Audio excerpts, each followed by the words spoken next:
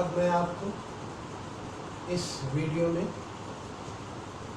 Multiplication of to matrices के बारे में बताने जा रहा हूँ।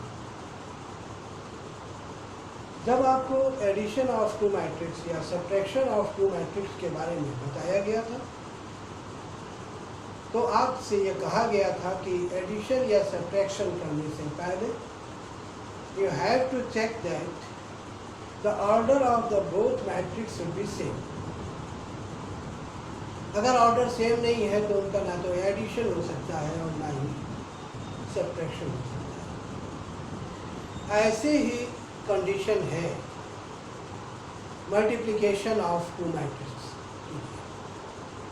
उसमें ऑर्डर इक्वल हो ठीक है, कोई प्रॉब्लम नहीं है।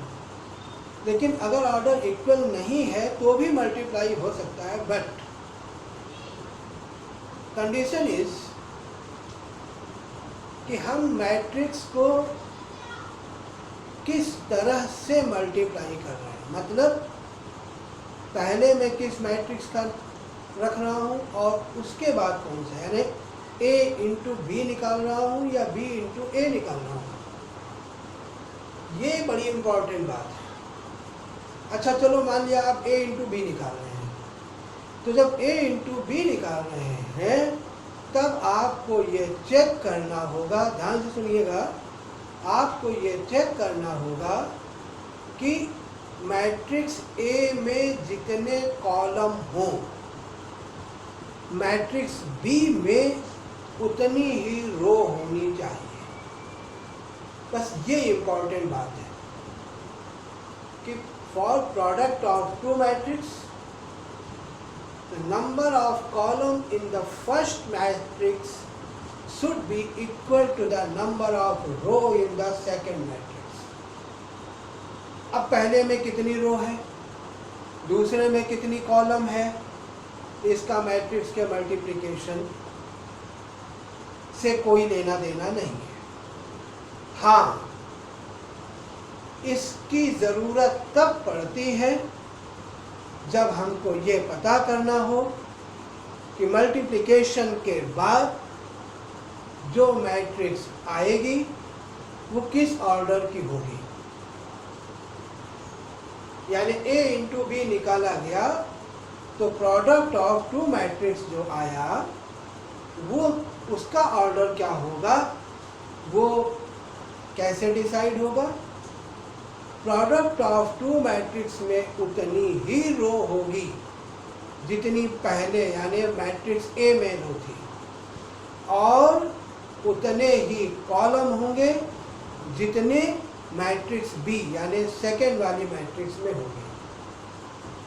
तो इसका मतलब ये हो गया कि मल्टीप्लाई के पहले भी हमको ऑर्डर देखना है, और अगर मल्टीप्लाई कर लिया है और ये जानकारी चाहते हैं कि आफ्टर मल्टीप्लिकेशन जो हमारा मैट्रिक्स आया उसका ऑर्डर सही है या नहीं है, कुछ कमी बेशी तो नहीं है, तो उसके लिए हमें क्या करना है, फिर से मैं रिपीट कर रहा हूँ। मल्टीप्लिकेशन के पहले आपको देखना है कि मैट्रिक्स A में जितनी कॉलम हो मैट्रिक्स B में उतनी ही रो होनी चाहिए, और आफ्टर मल्टीप्लिकेशन जो प्रोडक्ट ऑफ टू मैट्रिक्स आया वो भी एक मैट्रिक्स ही होगा, और उस मैट्रिक्स में उस मैट्रिक्स का ऑर्डर क्या होगा, वो मैट्रिक्स A की रो और मैट्रिक्स B के कॉलम से डिसाइड होगा। तो ये होता है एक सिंपल सा मल्टीप्लिकेशन का rule.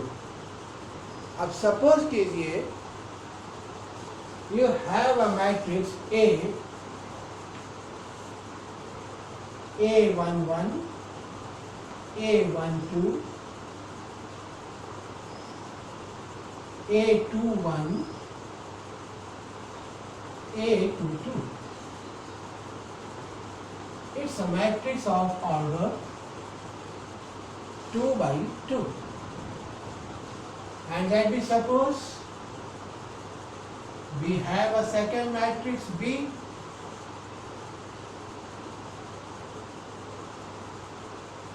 B11, B12, B13, B21, B22, B23. It's a matrix of order 2/3. Okay, अब आपसे कहा जाता है कि पहले तो ये बताइए कि क्या इन दोनों मैट्रिक्स का मल्टीप्लिकेशन पॉसिबल है या नहीं। हम कहेंगे नहीं, ऐसा नहीं, मल्टीप्लिकेशन इन दोनों का ना बोलिए, आप बोलिए क्या A इंटू बी पॉसिबल है या नहीं, क्योंकि मल्टीप्लिकेशन इन दोनों में तो A इंटू बी भी हो सकता है, B इंटू ए भी हो सकता है। और मैं आपको बताऊं कि कभी कभी क्या अक्सर ही ऐसा पड़ जाता है कि A इंटू बी तो हो सकता है और हो सकता है B इंटू ए ना हो। तो इसलिए जब आप प्रोडक्ट ऑफ टू मैट्रिक्स की बात करेंगे तो उसमें पहले कौन सा मैट्रिक्स है और बाद में कौन सा मैट्रिक्स है, यह भी बहुत इम्पोर्टेंट है। अच्छा, तो चलिए मान लिया हम कहते हैं A इंटू बी, तो अब हमको देखना है A इंटू बी पॉसिबल है कि नहीं। पॉसिबल है। क्यों पॉसिबल है? क्योंकि मैंने ये कहा था कि पहले यानी A मैट्रिक्स में जितने कॉलम हो, 2 कॉलम हो, दूसरी यानी कि सेकेंड मैट्रिक्स में उतनी ही रो होनी चाहिए। There are 2 rows. पॉसिबल है। तो इसका मतलब A इंटू बी यहाँ पर पॉसिबल है। अच्छा, मान लिया आपने A इंटू बी किया और प्रोडक्ट किया। अब आपसे ये पूछा जाता है कि बताइए ये जो मैट्रिक्स आएगा इसका ऑर्डर क्या होगा। बस मल्टीप्लाई करो ना करो कोई फर्क नहीं, वो केवल इतना जानना चाहता है कि A इंटू बी करेंगे तो हमारा जो रिजल्टेंट मैट्रिक्स आएगा उसका ऑर्डर क्या होगा। तो उसका ऑर्डर कैसे डिसाइड होगा, मैंने आपको बताया था। पहली मैट्रिक्स में जितने रो होंगे 2, और दूसरी मैट्रिक्स में जितने कॉलम होंगे 3। यही प्रोडक्ट ऑफ टू मैट्रिक्स का ऑर्डर होगा। अगर ये बात समझ में नहीं आई तो वीडियो रिवाइंड करके फिर मेरी बात दोबारा सुन लीजिएगा। तो इस तरीके से ये आपका प्रोडक्ट ऑफ टू मैट्रिक्स का ऑर्डर डिसाइड हो गया। यानी जो मैट्रिक्स आने वाली है उसमें 2 रोज होंगे एंड 3 कॉलम्स होंगे। लेट बी सपोज जो मैट्रिक्स आया उसको मैंने C से रिप्रेजेंट कर दिया और इसका नाम डाल दिया C11, C12, C13 because there are 3 columns, C21, C22 and C23। जो प्रोडक्ट ऑफ टू मैट्रिक्स आया उसको सिंबॉलिकली हमने ऐसे लिख दिया। अब सवाल ये उठता है कि ये C11 कैसे आएगा, C12 कैसे आएगा। ये बहुत आसान है। जब मैं बात करता हूं C11 की, यहाँ पर जो मैट्रिक्स, यहाँ पर जो एलिमेंट आएगा वो कैसे आएगा। C11 निकालने के लिए ध्यान से सुन लीजिएगा, C11 को निकालने के लिए पहली वाली मैट्रिक्स यानी A की फर्स्ट रो के एलिमेंट्स को दूसरी वाली एलिमेंट मैट्रिक्स के फर्स्ट कॉलम से, ये रो के लिए, ये कॉलम के लिए, ये पहली मैट्रिक्स है, दूसरी मैट्रिक्स, बहुत ही आसान है समझना। तो C11 निकालने के लिए पहली मैट्रिक्स के फर्स्ट रो और दूसरे मैट्रिक्स के फर्स्ट कॉलम के करेस्पॉन्डिंग एलिमेंट्स का मल्टीप्लाई करके टोटल ऐड कर लो। मतलब यहाँ पर C11 जो होगा वो क्या होगा, A11 into B11 plus A12 into B21। पहली मैट्रिक्स के फर्स्ट रो और दूसरी मैट्रिक्स के फर्स्ट कॉलम के करस्पॉन्डिंग एलिमेंट्स, मतलब इसका पहला तो इसका पहला, इसका दूसरा तो इसका दूसरा, मल्टीप्लाई करके ऐड कर देंगे, आ गया C11। अब अगर आपसे कोई कहता है अच्छा C12 बताइए, तो C12 निकालने के लिए फिर वही बात, पहली मैट्रिक्स का फर्स्ट रो, ये नंबर रो के लिए है, ये कॉलम के लिए, तो पहली मैट्रिक्स का फर्स्ट रो और दूसरी मैट्रिक्स का सेकंड कॉलम, पहली मैट्रिक्स का फर्स्ट रो और दूसरी मैट्रिक्स का सेकंड कॉलम।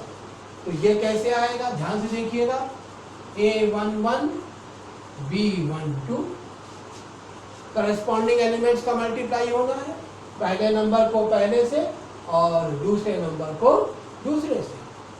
तो A11 B12 प्लस, अब इसके बाद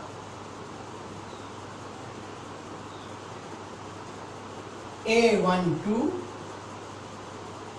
B22, पहले नंबर को पहले के साथ मल्टीप्लाई और दूसरे नंबर को दूसरे नंबर के साथ, सिंपल सा तरीका। अच्छा, किसी ने कहा C13 बताइए, फिर वही आसान सी बात, C13 मतलब पहली मैट्रिक्स यानी A वाले का फर्स्ट रो, दूसरी मैट्रिक्स यानी B वाले के थर्ड कॉलम से। यहीं से आप डिसाइड कर लिया करिए, जो ये लिखा है वो पहली मैट्रिक्स का रो है, जो ये लिखा है वो दूसरी मैट्रिक्स का कॉलम है। तो C13 निकालने के लिए पहली मैट्रिक्स के फर्स्ट रो को दूसरी मैट्रिक्स के थर्ड कॉलम से मल्टीप्लाई करना है, करस्पॉन्डिंग एलिमेंट्स। तो यहाँ से फिर वही फर्स्ट रो लेंगे, इसका पहले नंबर का पहले यानी कॉलम में आ जाएंगे, थर्ड कॉलम में, पहले नंबर को पहले से, दूसरे नंबर को दूसरे से। माने कहने का मतलब A11 into B13 plus A11 into A12 into B23। तो इस तरीके से आपने इसको निकाल दिया। ऐसे ही C21, C22 और C23 निकाल लेंगे, तरीका यही रहेगा। मैंने 3 एग्जाम्पल देके आपको बता दिया है, अब यही आप प्रोसेस फॉलो करते जाइए, ये भी आ जाएगा। फिर सारी वैल्यू उठा के रख दीजिए, प्रोडक्ट ऑफ 2 मैट्रिक्स आपके सामने होगा। तो ये एक बहुत ही आसान सा टेक्निक है। आपको अगर पहली बार में समझ में ना आए तो मेरा यही वीडियो फिर से रिवाइंड करके और देखिएगा ध्यान से, पक्का समझ में आ जाएगा। अब मैं आपको नेक्स्ट वीडियो में एक न्यूमेरिकल वैल्यू लेकर प्रोडक्ट ऑफ 2 मैट्रिक्स के बारे में एक्सप्लेन करूँगा।